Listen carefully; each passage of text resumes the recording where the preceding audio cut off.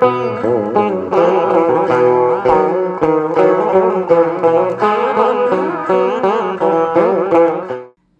తోరణాలు, మంగళనాదాలు, కోకిలమ్మ రాగాలు, వసంతుని వలపు గీతాలు, వేప పూల వగరు, భవిష్యత్తుని తెలిపి ఉగాది పండుగ వచ్చేసింది. ఆదివారం ఈ పండుగను జరుపుకోనున్నారు.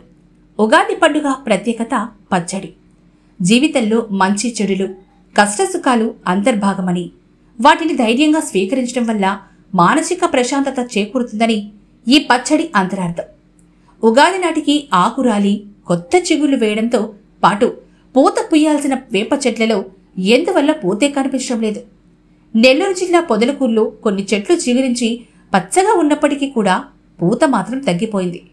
ఒకప్పుడు ఉగాది పచ్చడంటేనే ఇంటి ఆవరణలోనో ఇంటి పక్కనో దొరికే వేప పువ్వును పచ్చడిలో ఉపయోగించేవారు.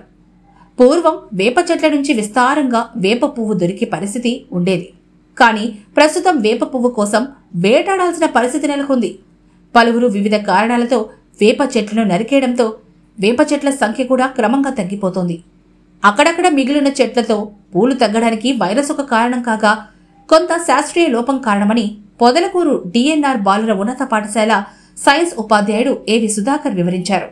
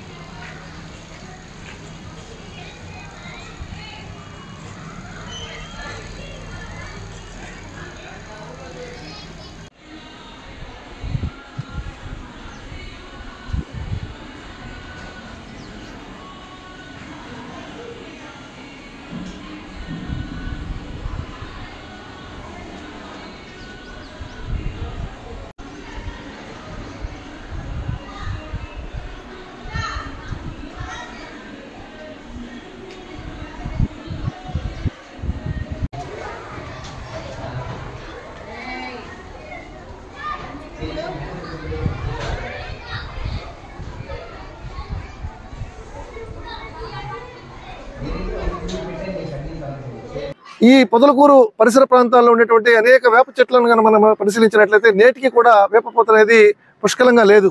దీనికి కారణం వైరస్ ప్రభావము. రెండోది శాస్త్రీయంగా చెప్పాలంటే ఈ ఫైటో హార్మోన్లు అనేటివి ఫ్లోరిజన్స్ని ఉత్పత్తి చేయకపోవడం కూడా మరొక కారణంగా భావించవచ్చు. అయినప్పటికీ కూడా కొన్ని మొక్కల్లో కొన్ని వృక్షాల్లో ఉండేటువంటి ఈ వేప పూతని మన తెలుగు ప్రేక్షకులందరూ కూడా సేకరించి ఈ ఉగాది పచ్చడిలో ఉపయోగించి షడ్రూపమైనటువంటి ఉగాది పచ్చడిని సేవించినట్లయితే ఆరోగ్యపరంగా కానీ అన్ని విధాలుగా కూడా ఉపయోగపడుతుందని చెప్పేసి నా నమ్మకం. అయితే దీన్ని లోతుగా మన వ్యవసాయ శాస్త్రవేత్తలు పరిశీలించి ఫ్యూచర్లో భవిష్యత్తులో కూడా ఈ యొక్క వేప పూత రాకపోవడానికి కారణాలను విశ్లేషించినట్లయితే Plywood Center full laminate sheet display system, modular kitchen accessories, cupboards ki brahmandamaina hardware accessories. Plywood Center, Jannalagaddavari Street, Nelluru.